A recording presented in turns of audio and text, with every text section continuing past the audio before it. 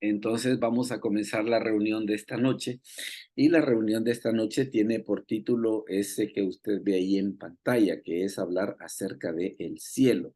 Fíjese que en esto del cielo aquí se da una situación de que, y tal vez una de las cosas que me ha motivado precisamente a poder hablar acerca de este tema, es precisamente a veces por algunos malos entendidos que se da respecto a lo que la Biblia dice al respecto, ¿verdad? Porque yo a veces he escuchado a más de alguien que, por ejemplo, cuando dice, bueno, nosotros cuando morimos vamos a ir al cielo, y más de alguien viene y dice, a ver, ¿y dónde dice la Biblia semejante cosa? Pues la verdad que sí lo dice, la verdad que sí lo dice, y entonces de ese tipo de, algún tipo de cuestiones que tienen que ver precisamente con ese tema del cielo es lo que nosotros vamos a ver en la reunión de hoy.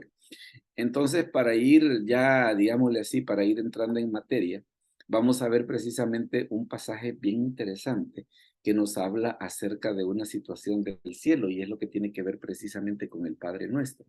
Hermana Gladys, ¿nos puede leer esa cita de Mateo 6 del 9 al 13, por favor? Mateo 6 del 9 al 13.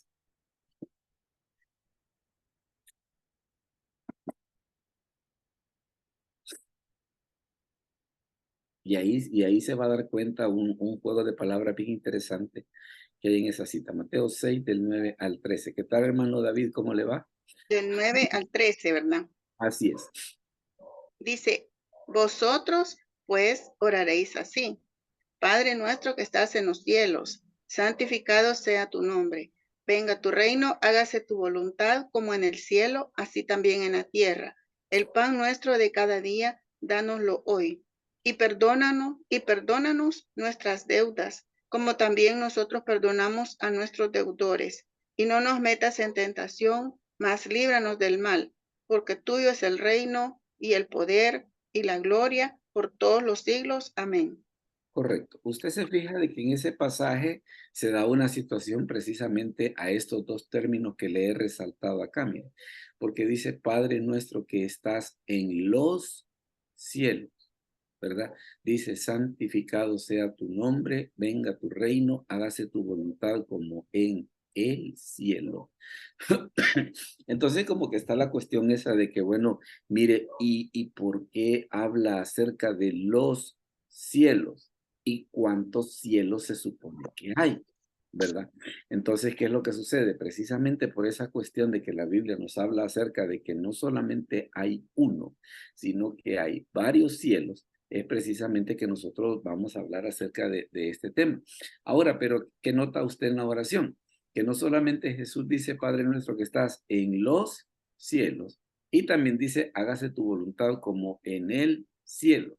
Precisamente porque esto lo que nos hace es una distinción entre los cielos en el sentido de que, ya lo vamos a ver más adelante, que las escrituras nos hablan acerca de tres cielos, ¿verdad? Entonces, al decir Padre nuestro que estás en los cielos, una de las cosas en las que hace énfasis es en la omnipresencia de Dios, así como se estudia en doctrina bíblica, ¿verdad? De que Dios está en todo lugar en su ser entero.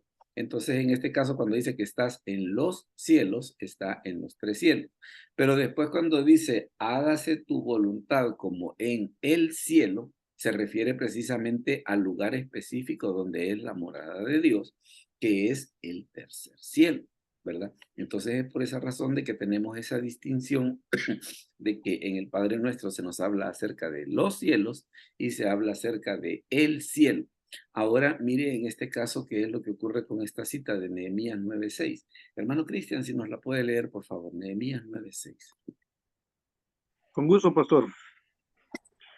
Tú solo eres Jehová, tú hiciste los cielos y los cielos de los cielos, con todo su ejército, la tierra y todo lo que está en ella, los mares y todo lo que hay en ellos, y tú vivificas todas estas cosas, y los ejércitos de los cielos te adoran. Correcto. Vea de que otra vez se habla acerca de esa situación que dice los cielos y los cielos de los cielos, ¿verdad? Entonces, ¿qué es lo que pasa? Precisamente cuando hablamos acerca de los cielos, es porque las escrituras por lo menos nos hablan acerca de tres, ¿verdad?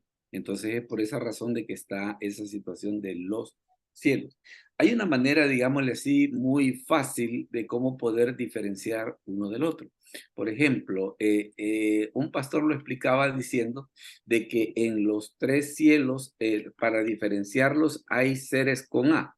Vaya, por ejemplo, en el primer cielo están las aves, en el segundo cielo están los astros y en el tercer cielo están los ángeles.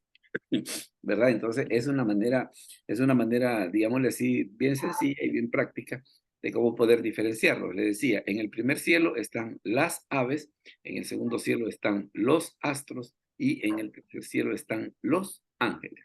Entonces es por eso de que está esa situación de que si retomamos lo del Padre Nuestro, ¿qué es lo que dice? Padre Nuestro que estás en los cielos, o sea, en los tres cielos, donde están las aves, los astros y los ángeles. Pero después dice, hágase tu voluntad como en el cielo, en este caso hablando acerca del tercer cielo, que es donde está la morada de Dios. Entonces ahí tenemos esa situación precisamente para que nosotros podamos hacer esa consideración, que porque a veces se habla de los cielos y a veces se habla de el cielo. Luego fíjese que aquí tenemos una situación bien importante y tiene que ver con lo siguiente, de que una de las cosas, por ejemplo, que a veces yo he escuchado más de alguien decir, vaya, por ejemplo, cuando alguien viene y dice, mire, cuando un creyente muere, ¿a dónde va? Al cielo, ¿verdad? Eso es lo que nosotros decimos. Pero más de alguien dice, bueno, ¿y dónde dice que Dios está en el cielo? Pues, ¿de dónde te ha sacado eso de que el creyente cuando muere va al cielo? Lo que pasa es de que las escrituras, precisamente cuando nos hablan acerca de la morada de Dios, una de las cosas que nos dicen es que Dios está en el cielo. Veamos este caso, por ejemplo, Deuteronomio 26:15. Hermano Jaime, ¿será que nos puede leer esa cita, por favor? Deuteronomio, o si va en tráfico, me dice para ver a alguien que nos ayude. Buenas noches, pastor. Buenas noches, hermanos. Con gusto, leo. Palabra de Dios dice, mira desde tu morada santa, desde el cielo, y bendice a tu pueblo Israel y a la tierra que nos has dado, como juraste a nuestros padres, tierra que fluye leche y miel. Palabra de Dios. Vea de que en este caso, ¿qué es lo que sucede? Y también quiero que note una cosa, que es una cita del Antiguo Testamento. Empecemos por ahí. Es una cita del Antiguo Testamento. Y dice, mira desde tu morada santa. O sea, hace mención al lugar donde vive Dios. ¿Y dónde está esa morada santa? Desde el cielo. ¿Verdad? Por aquello de que, como le digo, a veces hay quienes dicen, a ver, y dónde dice que el creyente cuando muere va al cielo? Ah, porque decimos nosotros porque vamos a la presencia de Dios. ¿Y quién dice que Dios está en el cielo? Bueno, aquí tenemos una cita, Deuteronomio 26:15, precisamente donde se nos dice que en el cielo, en este caso hablando acerca del tercero, es precisamente donde está la morada de Dios.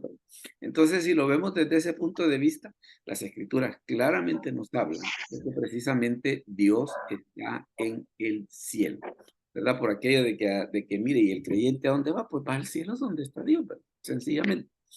Luego fíjese que hay una situación aquí bien interesante. En este caso es la oración que hace el rey Salomón precisamente cuando está dedicando el templo. Hermano David, ¿será que nos puede leer Segundo de Crónicas 6:33, por favor? Segundo de Crónicas 6:33. Buenas tardes, pastor. Me salí, pero ya estoy de nuevo. No, ya ahí vi el mensaje, pero ya no le podía contestar. Pero qué bueno Buenas que hay. tardes. Gracias, pastor. Buenas tardes a todos los hermanos. Que Dios me los bendiga a todos. Muy bien. Amén. En el nombre del Padre, del Hijo y del Espíritu Santo. Segunda de Crónicas 6:33. Sí. Tú oirás desde los cielos. Permítame, se lo voy a apartar esto.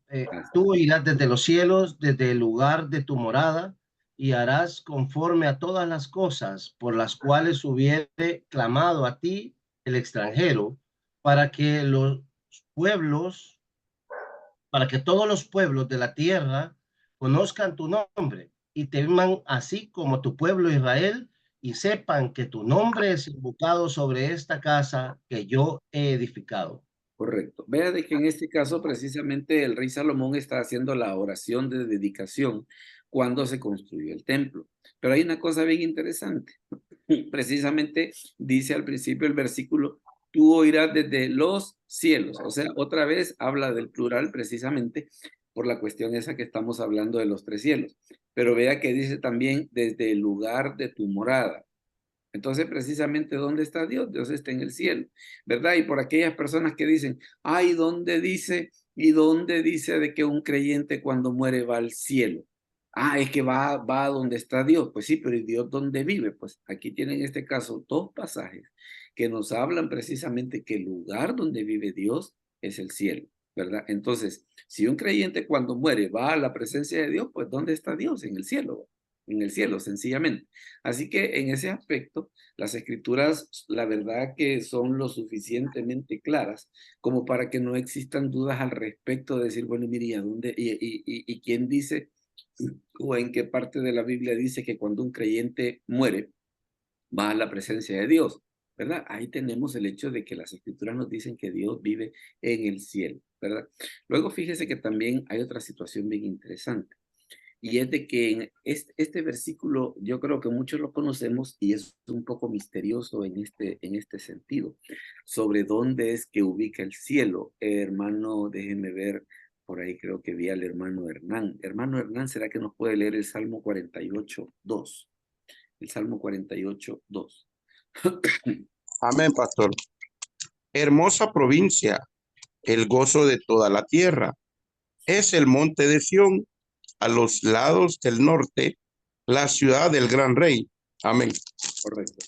Porque le decía de que este versículo es un poco como misterioso, ¿va? En este aspecto, que dice bueno, dice hermosa provincia, el gozo de toda la tierra, dice, es el monte de Sión a los lados del norte. ¿Y el norte de qué, pues? ¿El norte de qué? Esa es la parte que es, digámosle así, que el Salmo como que la deja un poco misteriosa. ¿El norte de qué? Claro, nosotros en la actualidad, pues digámosle así, ubicamos el norte usando un convencionalismo un poco curioso. Y es el hecho de que se habla acerca de la estrella polar, ¿verdad? Hay una estrella, esa estrella polar, precisamente vista desde la Tierra, prácticamente solo se puede contemplar desde el hemisferio norte. O sea, solo se puede ver desde el polo norte, pero no desde el polo sur, ¿verdad? Entonces, ahí es donde está esa situación. Hermano Jaime, dígame, por favor, le veo con su mano levantada. Pastor, y eso que dice es el monte de Sión, a los lados del norte, la ciudad del gran rey, y no en toda interpretación será eso Belén. ¿Sobre? Belén. Ah, no, es que lo que pasa que, por ejemplo, el monte de Sión, si lo vemos así terrenalmente hablando, es el monte sobre el que se hizo el templo, ¿verdad? Ahí ese es el monte de Sión.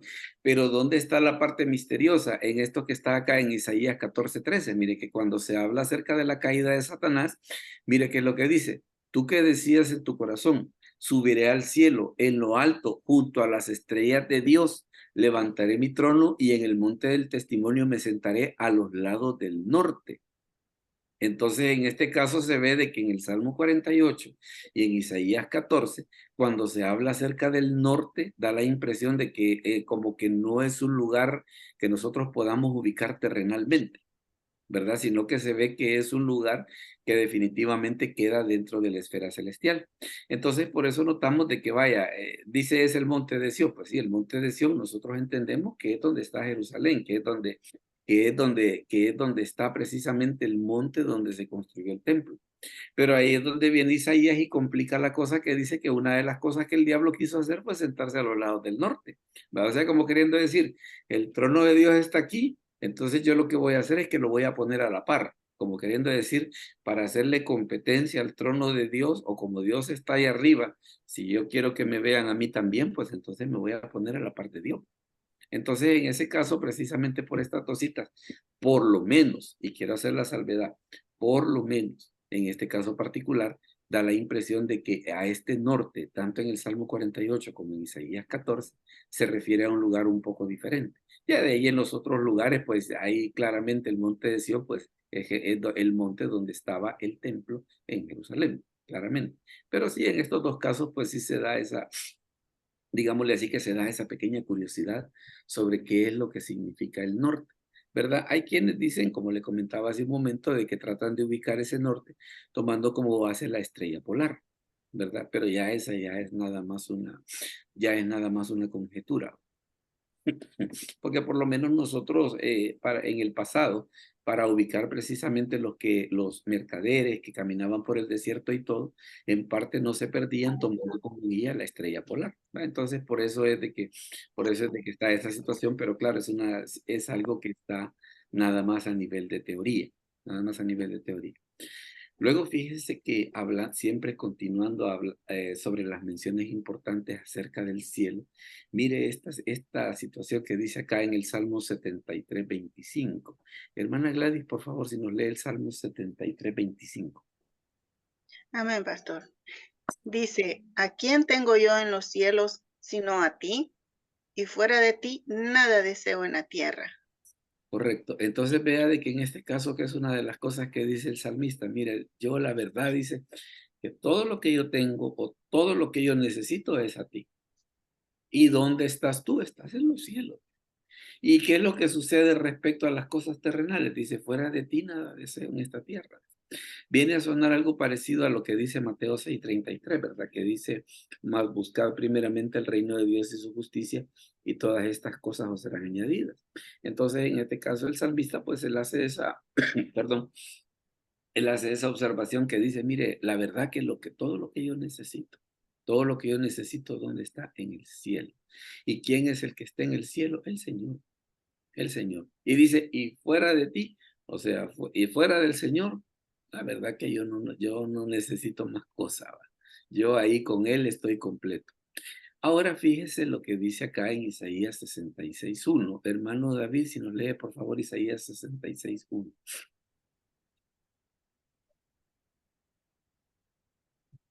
66:1. Así es, Jehová, perfecto. Jehová dijo así: el cielo es mi trono y la tierra estrado de mis pies. ¿Dónde está la casa que me habréis de edificar? ¿Y dónde el lugar de mi reposo?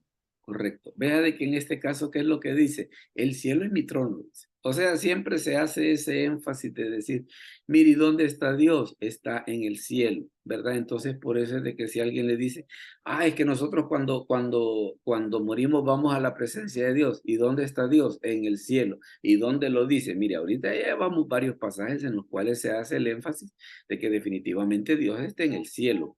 Así que en ese aspecto, por aquello de que nadie puede decir, es que mire, es que la Biblia no lo dice lo suficientemente claro. ¿Cómo no? Sí lo dice lo suficientemente claro como para que a nosotros no nos quede ninguna duda que precisamente el lugar donde Dios está es el cielo. Y que cuando un creyente muere, pues va a ir al cielo precisamente donde está Dios, ¿verdad? Esa es una parte bien importante. Luego fíjese que también está esta cita, mire, la de Mateo 6 del 19 al 21. Hermano Jaime, nos ayuda por favor con la lectura de esa cita, Mateo 6 del 19 al 21.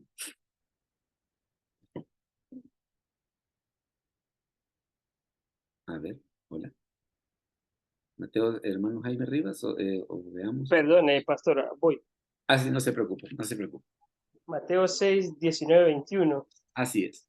No os hagáis tesoros en la tierra donde la polilla y el orín, corrompen, y donde ladrones minan y hurtan, sino hacer tesoros en el cielo donde ni la polilla ni el orín corrompen, y donde ladrones no minan ni hurtan, porque donde esté vuestro tesoro, allí estará también vuestro corazón. Palabra de Dios.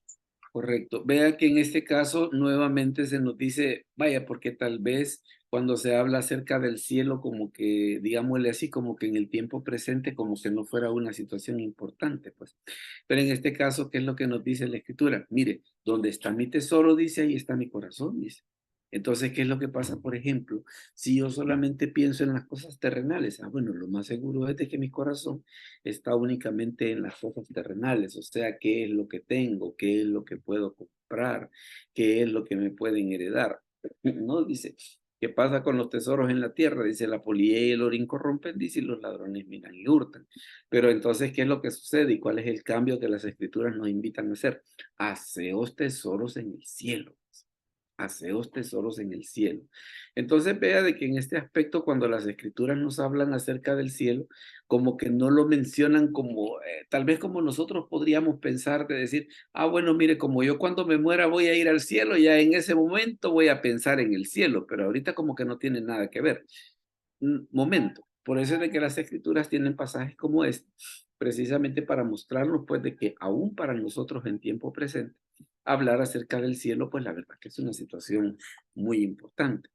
Luego fíjese que está este otro, mire, que también nos habla acerca de que si el creyente cuando muere va al cielo, aquí está, mire, segunda de Corintios 5:1, segunda de Corintios 5:1. Hermano Cristian, ¿nos lo puede leer, por favor? Segunda de Corintios 5. Ven, pastor. Porque sabemos que si nuestra morada terrestre, este tabernáculo se deshiciere, tenemos de Dios un edificio, una casa no hecha de manos, eterna en los cielos. Correcto. Vea, otra vez se nos habla precisamente acerca, dice, ¿qué pasa? Dice, si este tabernáculo se deshiciere, o sea, de que el cuerpo se muera, que lo entierren, que se lo coman los gusanos y todo ese tipo de cosas. ¿Qué es lo que pasa? Dice, tenemos de Dios un edificio, una casa no hecha de manos, eterna en los cielos. Entonces, vemos de que en ese aspecto, pues las escrituras sí son lo suficientemente claras como para poder decirnos, bueno, mire, y el creyente cuando muere, ¿a dónde va? Al cielo. ¿Y por qué? Ah, bueno, porque ahí está Dios. Ahí es donde Dios vive. Y no solamente eso, sino que en este caso de 2 Corintios nos dice que nuestro cuerpo es una morada terrestre, es donde mora nuestra alma y nuestro espíritu. Pero si aún, pero aún dice, si nuestro cuerpo se deshiciera, ¿qué es lo que sucede? Dice que tenemos una morada eterna en los cielos. Luego fíjese que aquí se da otra situación que precisamente, ¿y cuál es la importancia del cielo? ¿Verdad? O sea, ¿para qué le sirve al no creyente y aún al creyente? ¿Para qué le sirve saber acerca del cielo? Para esto, mire lo que dice el Salmo 19 del 1 al 4. Hermano Hernán, si nos lo lee, por favor, el Salmo 19 del 1 al 4. Amén. Los cielos cuentan la gloria de Dios y el firmamento anuncia la obra de sus manos. Un día emite palabra a otro día y una noche a otra noche declara sabiduría. No hay lenguaje ni palabras, ni es oída su voz. Por toda la tierra salió su voz y hasta el extremo del mundo sus palabras. En ellos puso tabernáculo para el sol. Correcto. Vea de que en este caso, ¿por qué dice la escritura que es interesante conocer acerca de los cielos, o los cielos, en este caso, como lo dice acá? Porque dice, los cielos cuentan la gloria de Dios. ¿Qué nos indica esto? Que una persona puede llegar al conocimiento del Dios verdadero. Claro, lo ideal sería que se le evangelice, ¿va? Lo ideal sería. Pero si no tuviese ese testimonio, bastaría sencillamente con que mire para arriba y vea lo que hay ahí, y eso qué es lo que hace eso, anuncia, dice, la gloria de Dios. Eso es en el caso del Antiguo Testamento. Ahora mire, por ejemplo, lo que dice Romanos 1, del 19 al 20. Hermano Jaime, nos lo lee, por favor. Romanos 1, del 19 al 20. Palabra de Dios dice, porque lo que de Dios se conoce les es manifiesto, pues Dios se lo manifestó, porque las cosas invisibles de Él, su eterno poder y deidad, se hacen claramente visibles desde la creación del mundo, siendo entendidas por medio de las cosas hechas, de modo que no tienen excusa. Palabra de Dios. Correcto. Vea que en este caso, ¿qué es lo que sucede? Dice que las cosas invisibles de Él, porque las escrituras se refieren a Dios como invisible, su eterno poder y deidad, mire qué interesante, se hacen claramente visibles desde la creación del mundo. Y dice, siendo entendidas por medio de las cosas hechas. Entonces, ¿qué es lo que pasa? El hecho de que exista el cielo en sus tres variantes, ¿verdad? Como comentábamos hace un rato, de que en el primer cielo viven las aves, en el segundo cielo viven los astros y en el tercer cielo viven los ángeles. Entonces, ¿qué es lo que pasa? Nos dice la escritura, mire, eso debería de ser para nosotros más que suficiente evidencia del poder de Dios y de la existencia de Dios. Miren este cortito que le voy a poner acá para que vea a qué nos estamos refiriendo.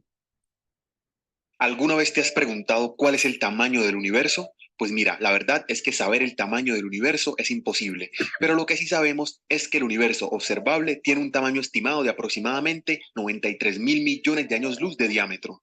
Y por si te lo estás preguntando, el universo observable se define como la porción del universo desde la cual la luz ha tenido tiempo suficiente para llegar hasta nosotros después del Big Bang. Sin embargo, hay regiones más allá de nuestro límite observable, porque están tan lejos que su luz no ha podido llegarnos. Y si a eso le sumamos que el universo se está expandiendo extremadamente rápido, lo más probable es que esa luz nunca nos llegue. Así que nunca podremos ver esas regiones más alejadas del universo. Y hasta ahora lo que sabemos es que el universo no solo está compuesto de estrellas y galaxias, sino que está compuesto de cúmulos de galaxias, supercúmulos de galaxias y estructuras aún más grandes. Estas estructuras se agrupan en filamentos y forman una red compleja conocida como red cósmica. Se da cuenta porque dice la Escritura que los cielos cuentan la gloria de Dios. Entonces, ¿qué es lo que sucede? Una persona con solo ver el firmamento, prácticamente como que la única, digámosle así, como que la conclusión lógica a la que podría llegar es el hecho de que Dios existe. Y por eso también es que el libro de Romanos hace mención acerca de esa situación, de que dice que su poder se hace claramente entendible, dice, por medio de las cosas hechas. Dígame, hermano Jaime, perdón. A ver. Pastor, básicamente es un atajo a la evangelización. Claro, claro. Y fíjese de que, bueno, no solamente un atajo a la evangelización, sino que vaya, por ejemplo, una manera en la que alguien le diga, mira, ¿y vos has visto a Dios alguna vez? O la otra cosa, ¿y vos cómo podés estar seguro de que Dios existe?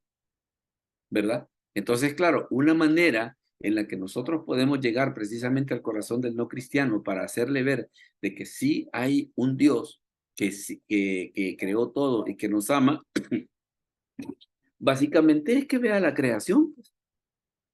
Ahí hay un testimonio bien grande, muy visible precisamente respecto de la creación. Fíjese de que hay una historia no bíblica, y quiero hacerle la salvedad, que es una historia no bíblica, el hecho de que Abraham precisamente llegó a ese entendimiento porque en algún momento Abraham pensó que el sol era un dios, precisamente por el tamaño, por su brillo, o por lo menos como es que nosotros lo vemos desde acá. Pero después vio de que la luna salía en la noche y era la que tenía más brillo, y salían las estrellas, y después en la mañana se volvían a invertir los papeles. Entonces él, una de las cosas que pensó es, no, mire, tiene que haber algo o alguien que las haya hecho a todas, ¿verdad? Y así fue como empezó su búsqueda de Dios, ¿verdad? Claro, esa es una historia, quiero hacer la salvedad, no bíblica, pero sí es bien interesante precisamente cómo, de ser cierta, se ve de que parte de la manera en la que Abraham llegó al entendimiento de conocer a Dios tuvo que ver precisamente con la observación del universo. Entonces, como dice Jaime, es una manera, es un atajo para la evangelización, es una evidencia que nosotros podemos presentarle cuando una persona nos dice, mire, vos no sabes que Dios existe. ¿Cómo podés estar seguro de que vos has visto a Dios acaso? Directamente, no, pero a través de su creación, sí, ¿verdad? Entonces, en ese aspecto, esa es una situación que es muy interesante, que vale la pena que nosotros podamos considerar. Luego fíjese que también tenemos esto, mire que este es un punto siempre hablando acerca de las menciones importantes. Fíjese que, por ejemplo, en Filipenses 3, 20 y 21 dice lo siguiente. Hermana Gladys, ¿nos lo puede leer, por favor? Filipenses 3, 20 y 21.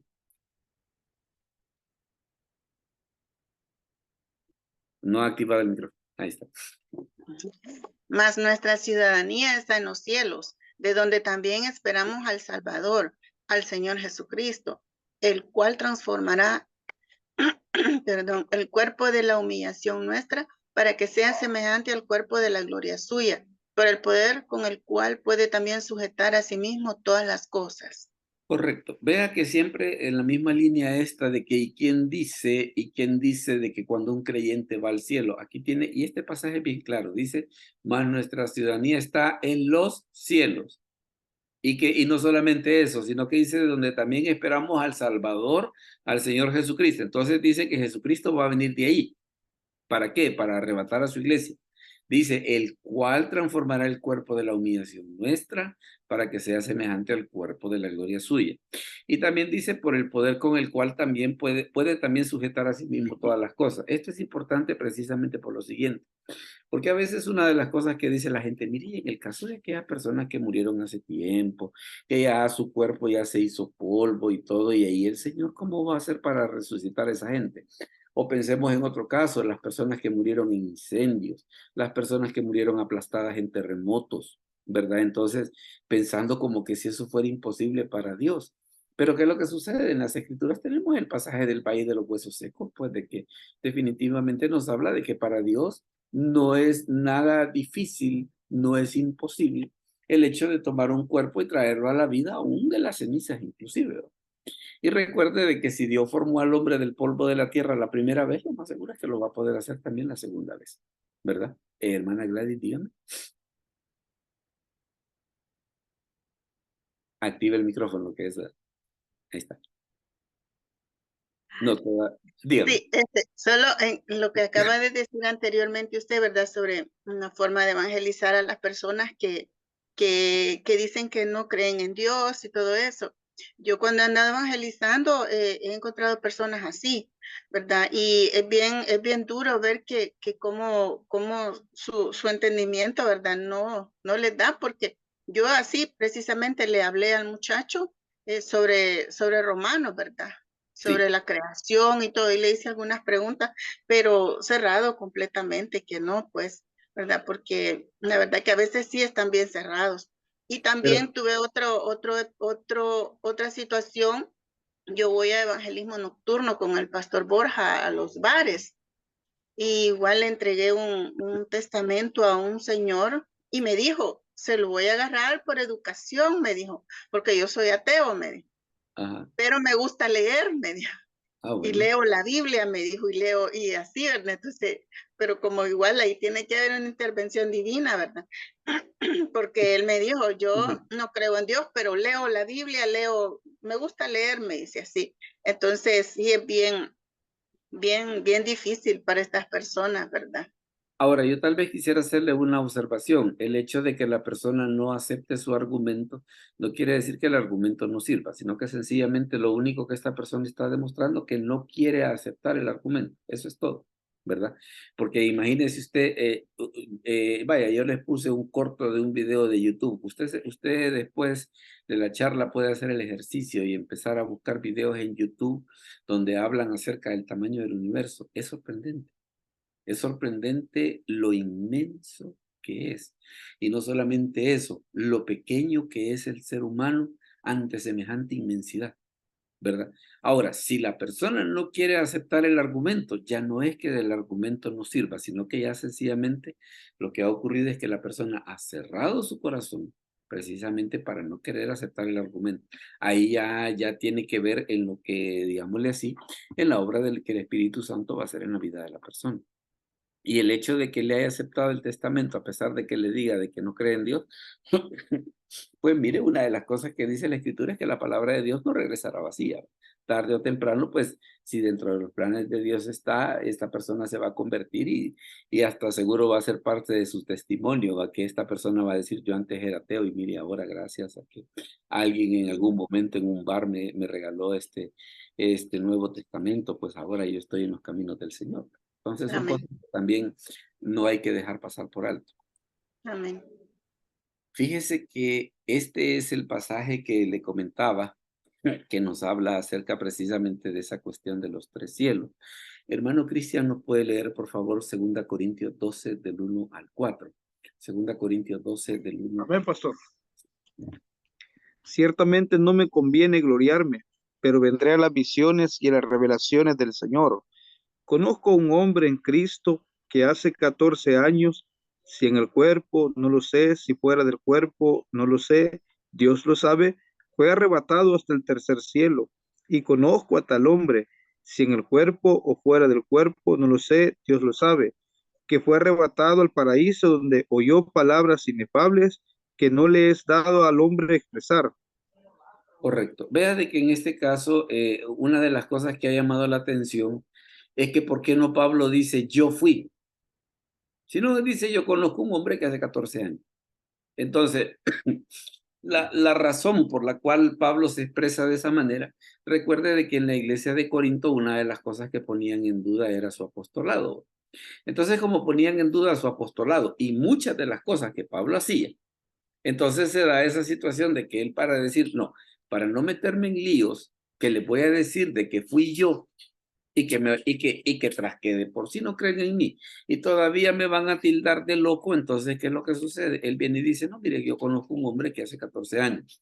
Entonces, la cuestión es de que ¿por qué se interpreta así? Precisamente porque lo describe de una manera muy personal, pues. O sea, lo describe de una manera tan vívida que la única explicación que se tiene es precisamente que haya sido Pablo mismo, pero que él no quiso decir, mire, fui yo, ¿verdad? Entonces, en este caso dice, conoce a un hombre, dice que hace 14 años, dice si en el cuerpo no lo sé o si fuera el cuerpo no lo sé, o sea, él no pudo determinar sobre de qué manera le ocurrió eso. Y vea de que dice al final del 2, dice, fue arrebatado hasta el tercer cielo, hasta el tercer cielo.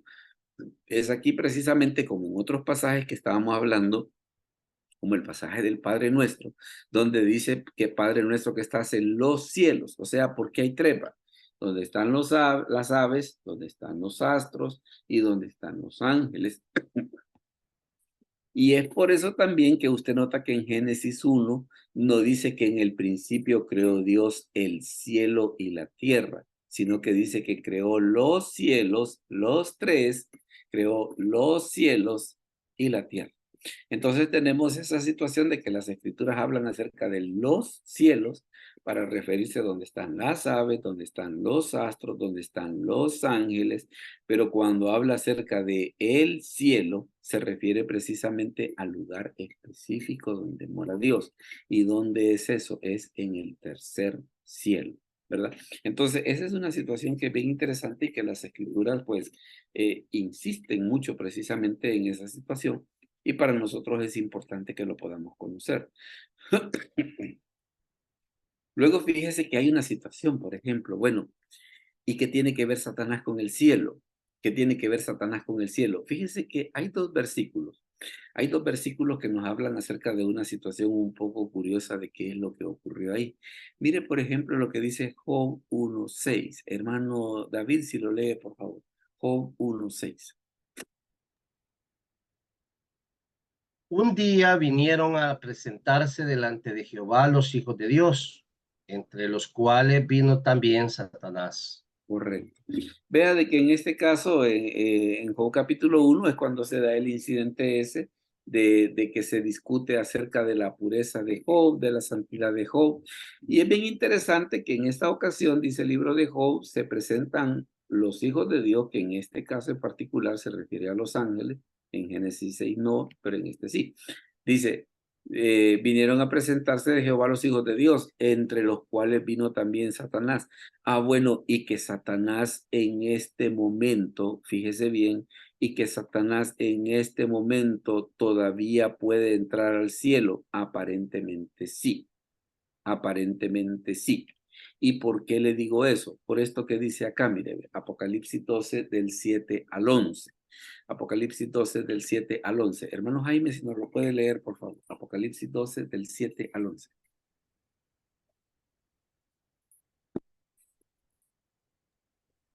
Dice así la palabra de Dios, pastor.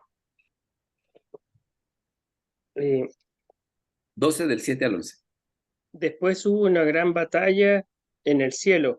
Miguel y sus ángeles luchaban contra el dragón y luchaban el dragón y sus ángeles, pero no prevalecieron, ni se halló ya lugar para ellos en el cielo, y fue lanzado fuera el gran dragón, la serpiente antigua, que se llama Diablo y Satanás, el cual engaña al mundo entero. Fue arrojado a la tierra y sus ángeles fueron arrojados con él. Entonces oí una gran voz en el cielo que decía: ahora ha venido la salvación, el poder y el reino de nuestro Dios y la autoridad de su Cristo, porque ha sido lanzado fuera el acusador de nuestros hermanos, el que los acusaba delante de nuestro Dios día y noche, y ellos le han vencido porque medio de la sangre del Cordero y de la palabra del testimonio de ellos, y menospreciaron sus vidas hasta la muerte. Palabra de Correcto. Dios. Entonces, y Satanás en este momento todavía tiene cierto acceso a la presencia de Dios, sí. Pero ¿qué es lo que sucede? Vea que una de las cosas que dice es el acusador de nuestros hermanos, el que los acusaba delante de nuestro Dios día y noche. Pero ¿qué es lo que sucede? En este caso, en esta cita de Apocalipsis, dice que va a llegar un momento en el que definitivamente no, mira, papito, vos ya no vas a poder entrar. O sea, ahorita todavía estás en esa situación de que vos llegas a la presencia de Dios, acusas a los creyentes, a pesar de que sus pecados han sido perdonados, a pesar de que tienen un abogado para con el Padre, con todo y eso vos todavía seguís llegando. Entonces es por eso de que tenemos esa cita en el libro de Job, de que cómo es que Satanás llega entre los hijos de Dios y cuál es la discusión que se arma en el libro de Job. Ah, mira, ¿has visto a mi siervo Job? Sí, sí, sí, lo he visto, que es perfecto, recto, temeroso de Dios y apartado del mal. Pero te voy a decir una cosa. Es que Job es así, pero porque vos lo tenés bien protegido. Si vos lo tenés aquello de boquita que querés y que has dado protección a todo lo que tiene, has dado bendición a su trabajo, pues así sí es bien bonito ser creyente, pues. Entonces, ¿qué es lo que hace el enemigo? Acusarnos, acusarnos. Entonces, en este momento, él todavía tiene acceso a la presencia de Dios, pero ya un acceso restringido, ya un acceso restringido. Esa es la situación que en este momento se da. Ahora, en Apocalipsis dice, mire, va a llegar un momento en que lo van a echar fuera del todo. Ya lo van a sacar y no, ya no entras y no, ¿verdad? Ahora, hablando acerca de los creyentes, vea que es bien interesante que dice que ellos le han vencido por tres cosas. Número uno, la sangre del cordero. Número dos, la palabra del testimonio de ellos. Y número tres, menospreciaron sus vidas hasta la muerte. O sea, tres cosas bien importantes por medio de las cuales el creyente está capacitado para poder vencer al enemigo. Luego fíjese que también siempre hablando acerca de la grandeza del cielo. Esto de la grandeza del cielo tiene que ver con lo siguiente, porque vaya, yo creo que nosotros en más de algún momento nos hemos puesto a pensar, mire, y el cielo a la hora de las horas, ¿cómo será? ¿Verdad? En el sentido de que, ¿qué se supone que yo voy a encontrar ahí? Mire lo que dice en este caso. Fíjese que este es un pasaje un poco curioso y ya le voy a comentar por qué. Hermana Gladys, puede leer 1 Corintios 2 del 9 al 10. 1 Corintios 2 del 9 al 10. Amén, pastor.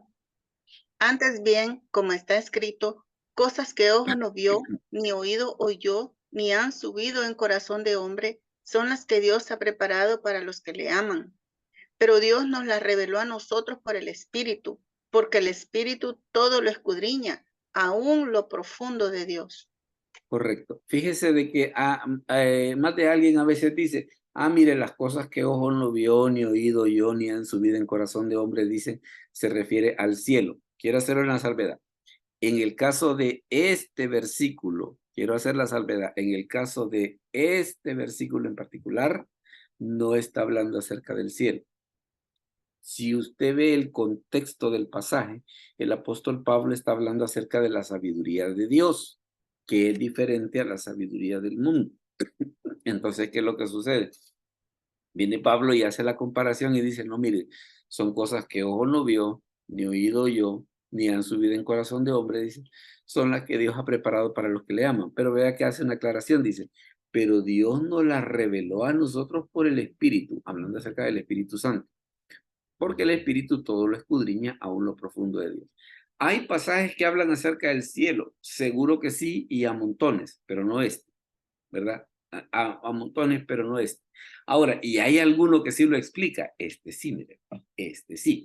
Hebreos 7 del 26 al 28. Hermano Hernán, si nos lo puede leer, por favor. Hebreos 7 del 26 al 28. Amén, pastor. Porque tal sumo sacerdote nos convenía, santo, inocente, sin mancha, apartado de los pecadores y hecho más sublime que los cielos, que no tiene necesidad cada día, como aquellos sumos sacerdotes, de ofrecer primeros sacrificios por sus propios pecados y luego por los del pueblo, porque esto lo hizo una vez y para siempre, ofreciéndose a sí mismo, porque la ley constituye sumos sacerdotes a débiles hombres, pero la palabra del juramento posterior a la ley, al Hijo hecho perfecto para siempre. Amén. Correcto. Vea de que en este caso, cuando se habla acerca de Jesucristo como sumo sacerdote, se nos dice que es santo, es inocente, es sin mancha y es apartado de los pecadores. Y la quinta cualidad es bien interesante. Dice, es hecho más sublime que los cielos. Fíjese que yo tenía un profesor de teología que él explicaba una cosa y se lo quiero mencionar a la luz de este versículo, y es por lo siguiente. Él decía, el cielo va a ser bonito no por las cosas que van a ver en el cielo, no, el cielo va a ser bonito porque Jesús va a estar ahí, ¿verdad? Eso es lo que va a hacer de que el cielo sea interesante. Y es por eso que cuando las escrituras hacen la comparación, mire, y los cielos comparados con Jesucristo, ¿quién es más bonito? Jesucristo. Por eso es que dice que Jesús es más sublime que los cielos, ¿verdad? Entonces es por eso que este profesor nos explicaba esa situación, que nos decía, mire, el cielo va a ser bonito porque Jesús va a estar ahí. Y el infierno va a ser feo porque Jesús no va a estar ahí. Entonces, porque alguien puede decir, ay, mire, qué bonita va a ser la grandeza del cielo, que va a ser un lugar hermoso y todo. Claro que sí, pero eso no va a hacer que el cielo sea especial. El cielo va a ser especial precisamente porque Jesús va a estar ahí. ¿Y qué tiene de especial Jesús? Es hecho más sublime que los cielos, ¿verdad? Entonces, eso va a ser precisamente que el cielo sea el lugar especial que definitivamente lo es. Luego fíjese que hay otra situación que es bien interesante y que tiene que ver con esto, sobre los creyentes y el cielo. Aquí vamos a mencionar algunas cosas como esta. Mire, por ejemplo, esto que dice Lucas 15:10. Eh, eh, veamos, hermano David, nos lee, por favor, Lucas 15:10.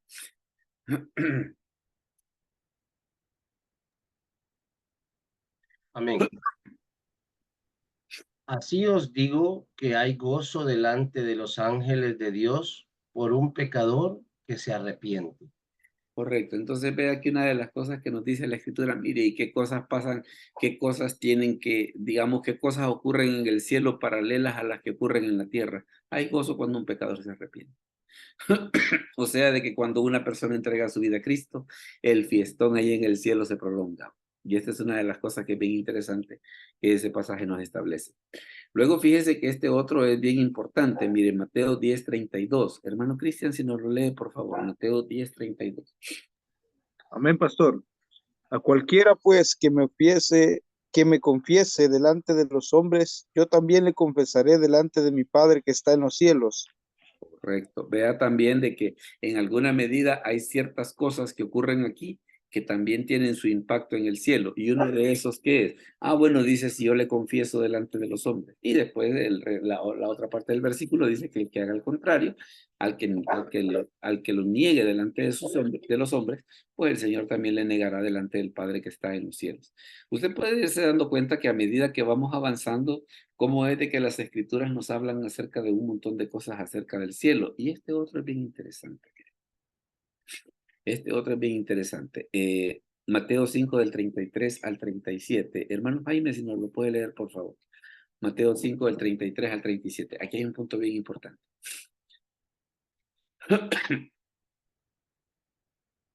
Mateo 5, 33 al 37. Veamos. Voy, pastor, permítame un momento. Sí, claro, no se preocupe.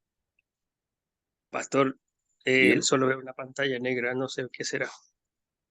Eh, Ya está, ya está aquí, ya estoy. Perdone. Ok, no se preocupe. Dice, además habéis oído que fue dicho a los antiguos, no perjurarás, sino cumplirás al Señor tus juramentos. Pero yo os digo, no juréis en ninguna manera, ni por el cielo, ni porque es el trono de Dios, ni por la tierra, porque es el estrato de sus pies, ni por Jerusalén, porque es la ciudad del gran rey, ni por tu cabeza jurarás, porque no puedes hacer blanco o negro un solo cabello. pero sea vuestro hablar sí, sí, no, no, porque lo que es más de esto, de mal procede. Palabra de Dios. Gracias. Fíjese de que aquí en este caso el Señor reprende una situación bien interesante. Se ha fijado y creo que muchos vivimos eso cuando estábamos pequeños, de cuando decíamos, te lo juro por Dios. Decían, no, no digas así porque no hay que tomar el nombre de Dios en vano. Los judíos tenían un problema parecido. Como no querían tomar el nombre de Dios en vano, ¿qué es lo que decían? Te lo juro por el cielo. Entonces el Señor dice, no, mire, no lo haga tampoco. ¿Por qué dice? Porque el cielo es el trono de Dios. Porque ¿qué era lo que pasaba? Decían, te lo juro por el cielo. Y si alguien le decía, estás tomando el nombre de Dios en vano. No, yo no te lo he jurado por Dios, yo te lo he jurado por el cielo. Entonces, ¿qué era lo que ellos pretendían? Como tener una escapada para que si no cumplían el juramento, entonces decían, yo no lo juré por Dios, sino que yo lo juré por el cielo. ¿Verdad? Entonces, ¿qué es lo que sucede? Viene el Señor y les corrige la plana en el sentido de decir, es que mire, es que el que jure por el cielo o por la tierra o por lo que usted quiera, no hace que el juramento sea menos importante. Si no es la acción esa de decir, mira, yo te prometo que te voy a cumplir eso. Entonces, ese es el asunto. Por eso es que el Señor viene y dice, sea vuestro hablar, sí, sí, no, no, ¿verdad? Nada tiene que ver de que, pues entonces, o a veces como dicen algunos, mira, te lo juro por mi santa madrecita, va. Peor todavía, va, porque entonces si alguien falla la promesa, pues entonces la mamá es la que queda ahí en ese sentido en ridículo. Entonces, pero está esa situación de que a ellos se les había ocurrido esa zafada de decir, pues mire, como no te lo he jurado por Dios, sino que te lo he jurado por el cielo, entonces como que me da la opción a no cumplir el juramento. No, momento, dice el Señor. No es así la cosa, dice, sea vuestro hablar sí, sí, dice, y vuestro hablar no. Luego fíjese que hay otra situación, hay otra situación que tiene que ver con el cielo y Esteban. Este pasaje que está acá es precisamente cuando Esteban es apedreado. Y una de las cosas que ocurrió,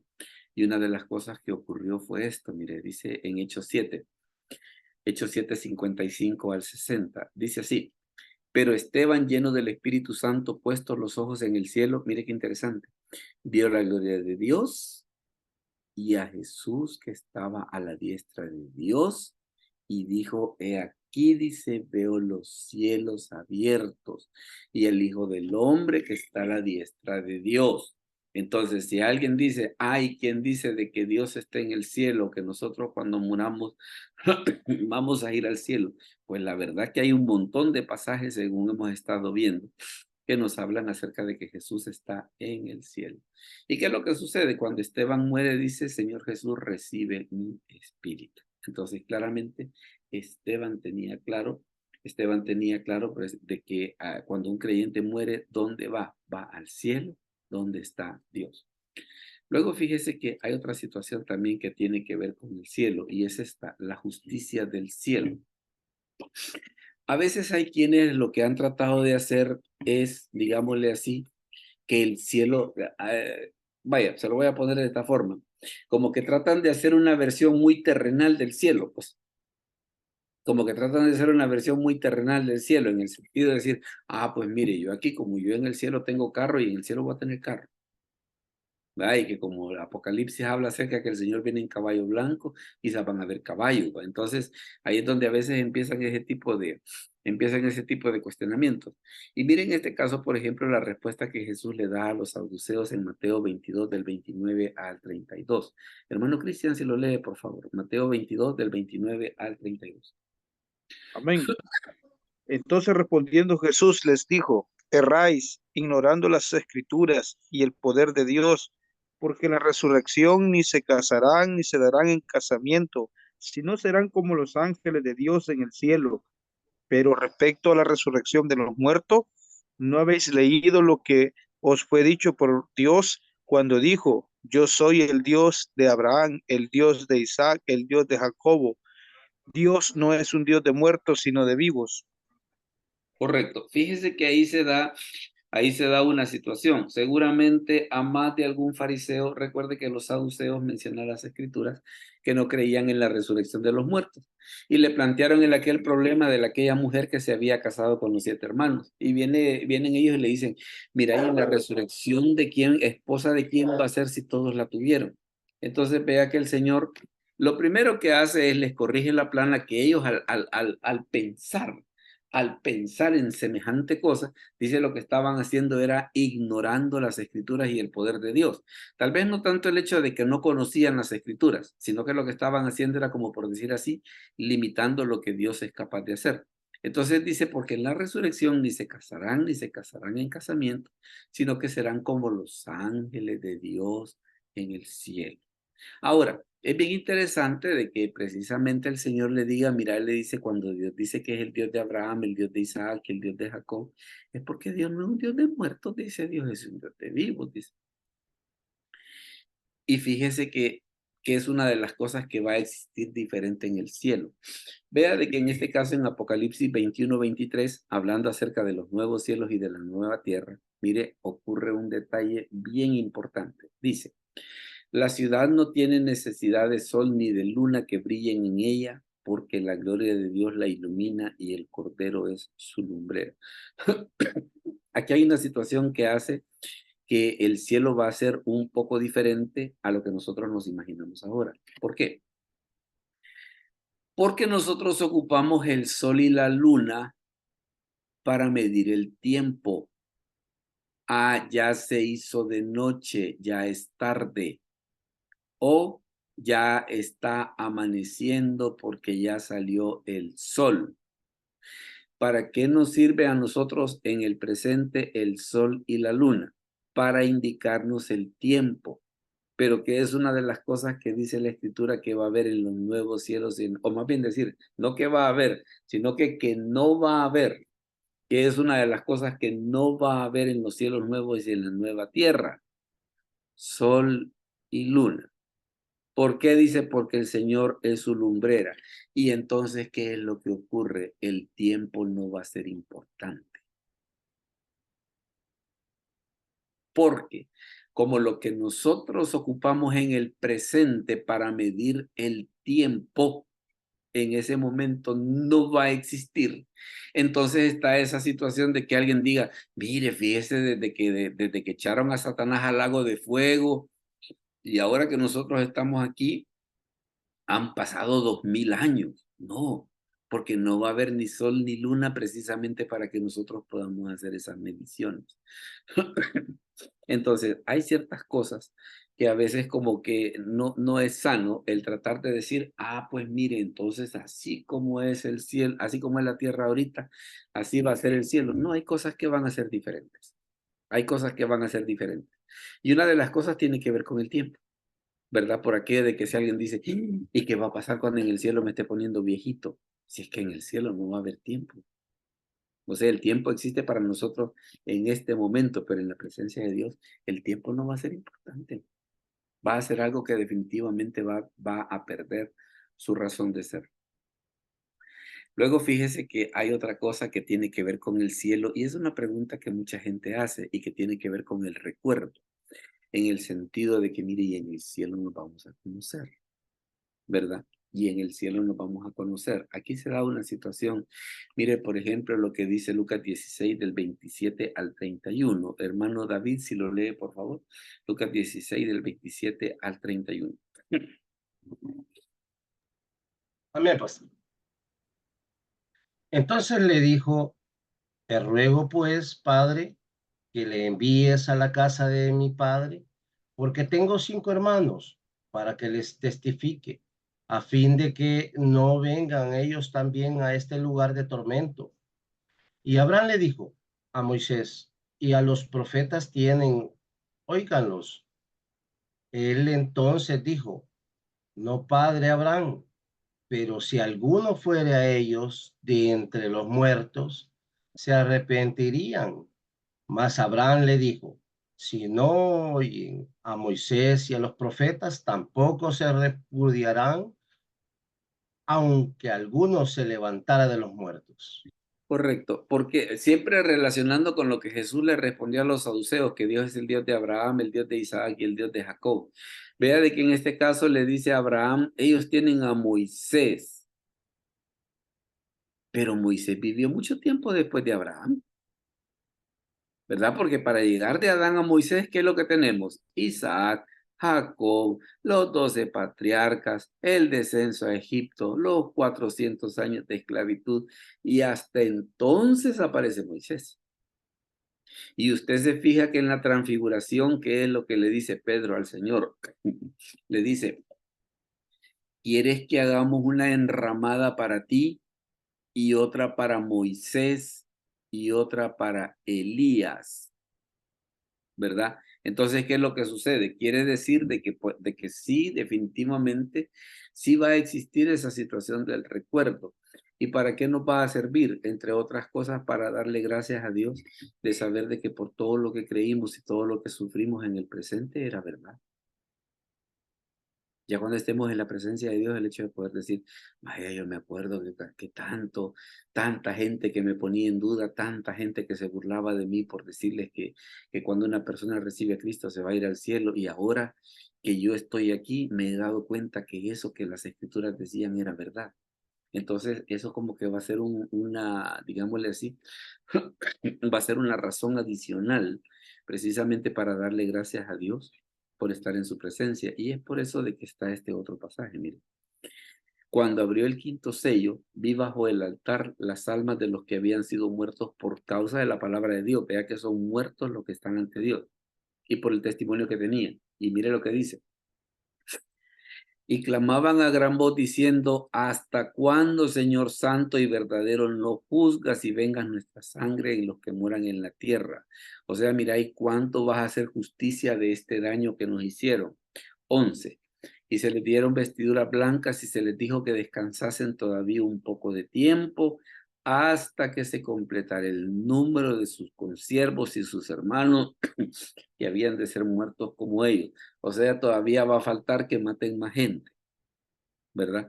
Pero vea de que estos, estando en la presencia de Dios, tenían el recuerdo de que habían muerto como mártires y que habían muerto de una manera horrible.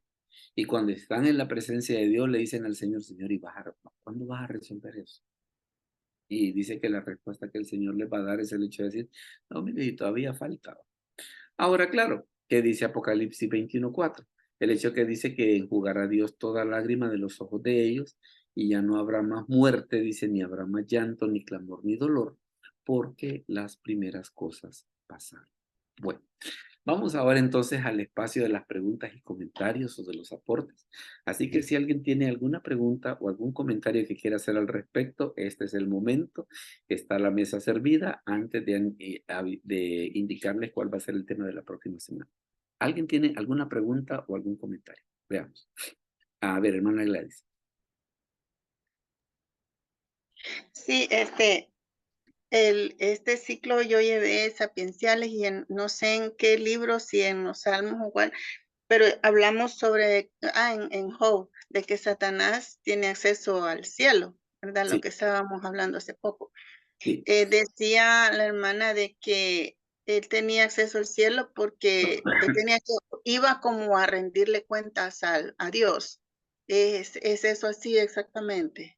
Fíjese que tal vez que haya un versículo que lo diga, por lo menos yo en este momento no lo sé. Podría Ujú, ser de que si tiene la oportunidad de poder ver a la persona que le hizo esa afirmación, que le comente cuál es el versículo de base. Puede ser que sí haya uno. Lo único que sí le digo, yo no lo sé. Yo no ujú, lo sé. Pero si ujú. esta persona tiene un versículo, sería interesante saber cuál es para poder agregarlo así como se dice, pan para el matate. ¿Va? Sería interesante. Así es. Así que si tiene la oportunidad de verle y de preguntarle, podría ser que así sea. Solamente que sería bueno ver tal vez el versículo, ya sea o que lo diga directamente o que se pueda deducir de una manera que no quede ninguna duda. Así que mi Ujú. recomendación sería esa, de que le pregunte en qué versículo se basa y podría ser que todos aprendamos algo, ¿verdad? Amén, amén, pastor. Hermano David, yo lo vi que medio aplaudió o solo era en relación a la pregunta de la hermana Gladys. Sí, pastor, quería buscar, hallar la manita ahí, pero no la hallé. Ah, vaya, pero Sí, cuénteme. pero fíjese, pastor, que, bueno, un día ahí, terminando la clase en el colegio, me invitó un pastor conocido suyo, un compañero, y yo me expresé así y dije yo, Padre nuestro que estás en el cielo. Eh, pero bueno, terminé la oración y me corrigió, ¿verdad? Y me dice, y solo en el cielo está.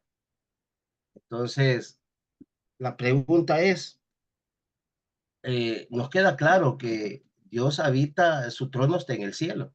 Sí, Y yo he venido pensando, pues su poder habita en toda la tierra, claro, pero ¿cómo podemos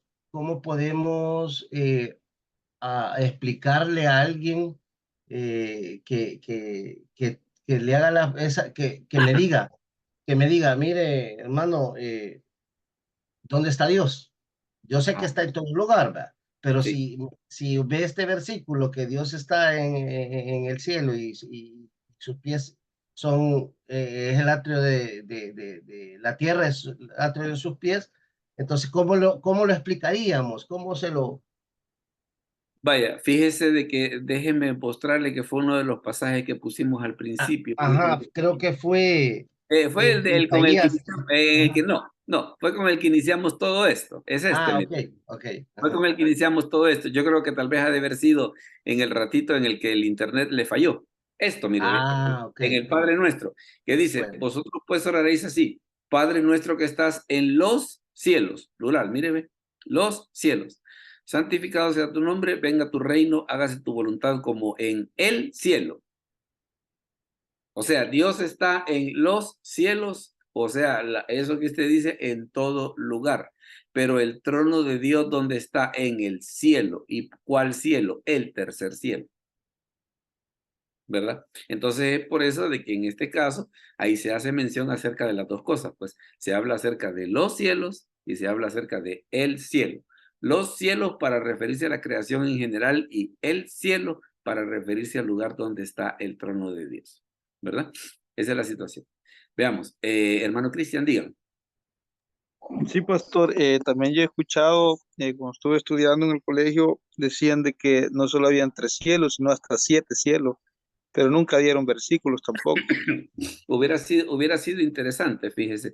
Mire, yo creo que un consejo para los que todavía están estudiando es de que cuando alguien haga una afirmación así, dígale que le enseñe el versículo, pero tal vez hágale la salvedad que no lo está haciendo porque usted está retando su conocimiento, porque a veces hay quienes cuando se les repregunta sienten como que uno los está retando, ¿verdad? Entonces, hacerle ver de que precisamente le interesaría el versículo porque usted quiere afianzar el conocimiento, ¿verdad? Y no porque en algún momento usted esté pensando, usted esté poniendo en duda lo que esta persona le está diciendo, sino que simplemente quiere afianzar bien el punto y por eso quiere saber el versículo.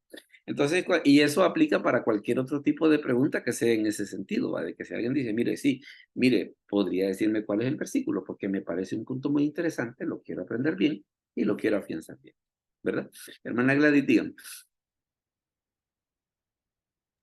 Sí, pastor. Fíjese que el versículo que usted mencionó bueno, los versículos en 1 Corintios 2, del 9 al 10, decía usted que esos versículos no se refieren al cielo, Ajá, es ¿verdad? correcto. Y yo siempre tuve la idea de que a eso se refería, pero no alcancé a comprender a qué se está refiriendo exactamente. Es por la cuestión del contexto, de que empieza hablando en los primeros versículos de que él predicaba la sabiduría de Dios y no la sabiduría del mundo que perece. Entonces, como en el contexto viene hablando acerca de que la sabiduría que está contenida en el mensaje del Evangelio, entonces es por eso que dice que son cosas que ojo no vio ni oído yo, pero que nos han sido reveladas a nosotros por el Espíritu. Entonces es por el contexto que nosotros entendemos de que ese pasaje en particular no habla acerca del cielo. Los otros demás seguramente que sí, pero ese en particular no. Ese en Ah, particular no, precisamente por el contexto. Hermano Jaime, dígame, perdón. Bueno, para servirle.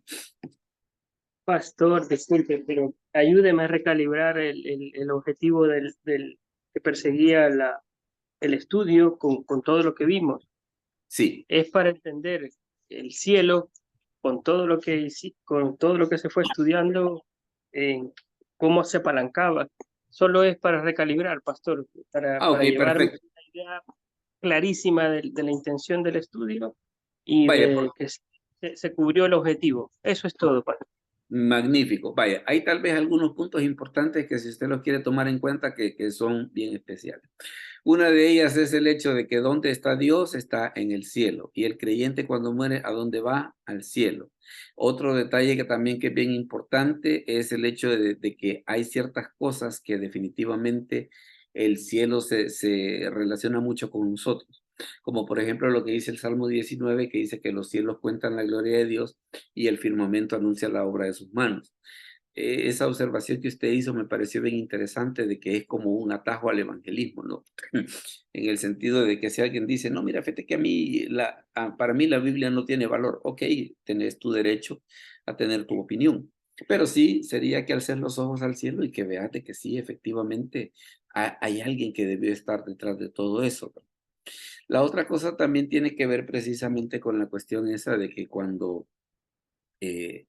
eh, cuando las escrituras hablan acerca del cielo, como el dilema que los saduceos le pusieron a Jesús, de la mujer esa que había sido esposa de 7 hermanos, por aquello de que a veces hay quienes como que piensan, como que ven el cielo como una cosa muy material, ¿verdad? Porque a veces hay quienes dicen, por ejemplo, ay, dicen el cielo va a ser bien aburrido, decía, porque solo vamos a pasar cantando y llorando.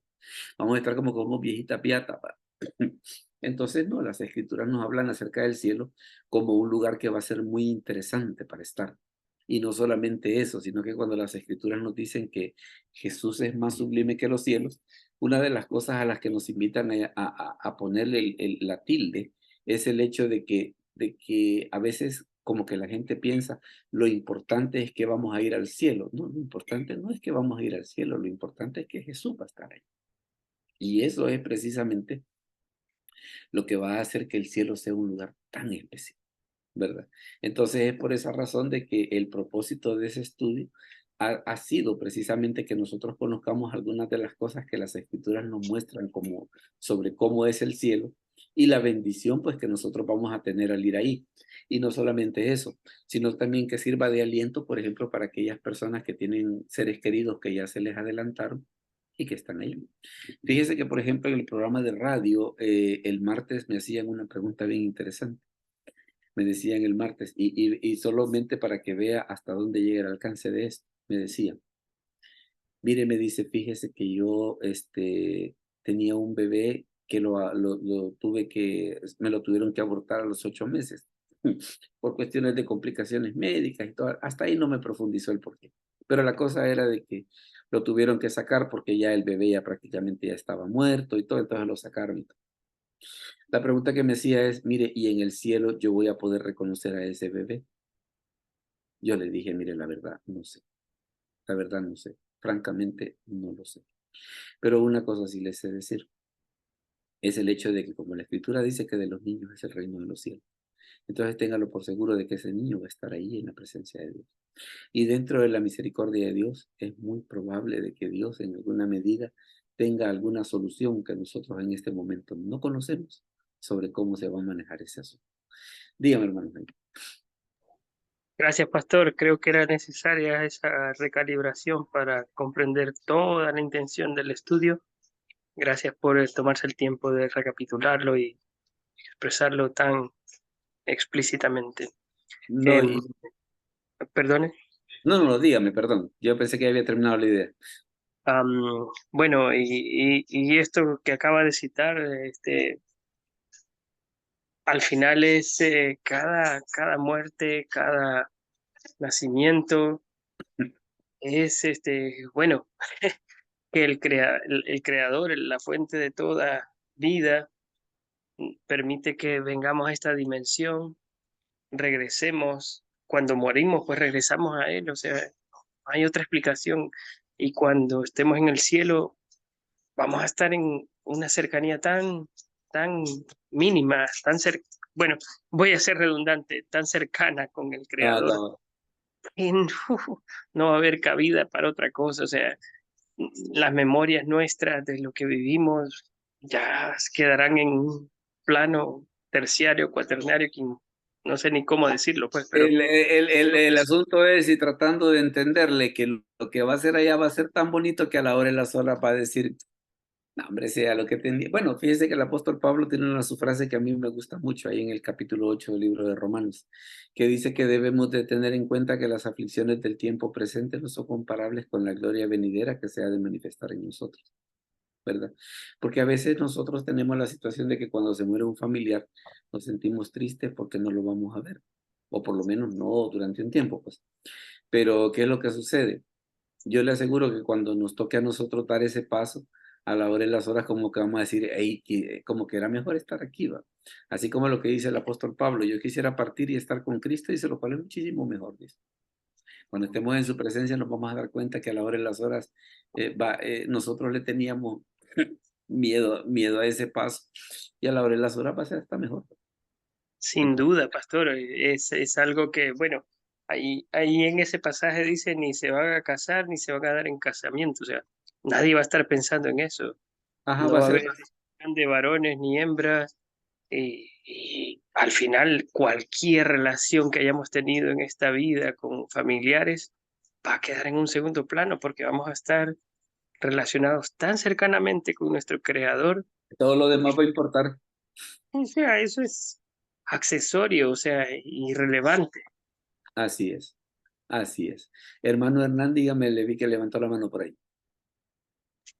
Sí, pastor, la verdad que la enseñanza es muy interesante y pues como decía el hermano, pues agradecerle también, ¿verdad? Y felicitarlo porque es el Día del Maestro en este mes, ¿va?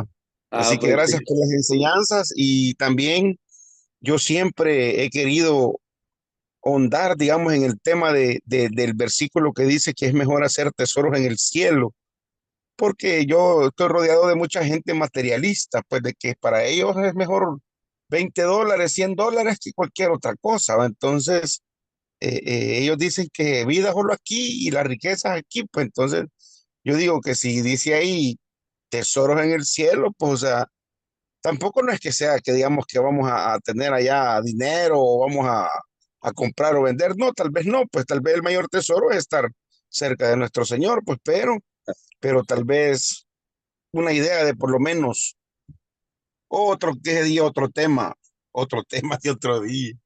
Ah, no, Gracias, pero pastor. Pero Bendiciones. tal vez tratando un poco de entender lo que dice, porque vaya, es cierto de que nosotros hablamos, mire, cuando el creyente va al cielo a la presencia de Dios, y en algún momento, pues como que existe aquella curiosidad de querer saber, bueno, y exactamente cómo irá a ser.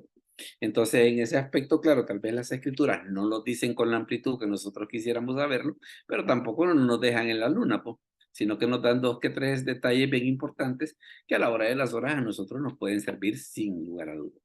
Bueno, déjeme comentarle cuál va a ser el tema para la próxima semana. Mire, el tema para la próxima semana es la conversión de Nicodemo, que va a ser el 4 de julio, que es el próximo jueves.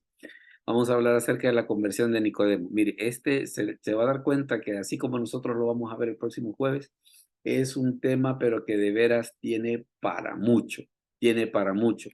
Es lo que significó que una persona tan importante se acercase a Jesús, ¿verdad? Así que vamos a ver hasta dónde llegó, porque incluso Nicodemo, después de su conversión, el Evangelio de Lucas tiene un relato bien interesante de algo que él hizo. Dígame, hermano Jaime, perdón. Hola. Pastor, sin ánimo de jactancia, pero creería que ese es un chiste a la par de muchos ejemplos de nosotros. ¿El qué cosa, perdón? La conversión de Nicodemo, siendo tan duro de nuca, tanto. No, y es que fíjese que tal vez le voy a dar un spoiler. En el caso de Nicodemo está el agravante de que como él era una persona muy importante, entonces está ese es precisamente uno de los mensajes que tiene es cómo es que alguien tan importante a la hora de las horas se terminó convirtiendo al Señor. ¿Verdad? Entonces, en ese aspecto, hay varias cosas, pero por eso le decía, solo le voy a dar el spoiler para la próxima semana, ¿no? Para que ahí podamos tener esa situación. Bueno, No me resta más que agradecerles, pues el que hayan estado este día. Vamos a orar para terminar. Así que le voy a pedir que inclinemos el rostro. Padre, te damos gracias por este momento, gracias por la bendición que tú nos has dado de estar reunidos en esta noche. Bendice a quienes estuvieron en vivo, a los que van a escuchar el video posteriormente, también que pueda ser de bendición. Provee para sus necesidades, sana a los enfermos, te lo pedimos en el nombre de Jesús. Amén. Bueno, mis hermanos, muchas gracias. El Señor me los bendiga y les invito para la próxima semana. Gracias, Amén, pastor. pastor. Bendiciones. Gracias, pastor. Bendiciones a todos. Pasen buena noche.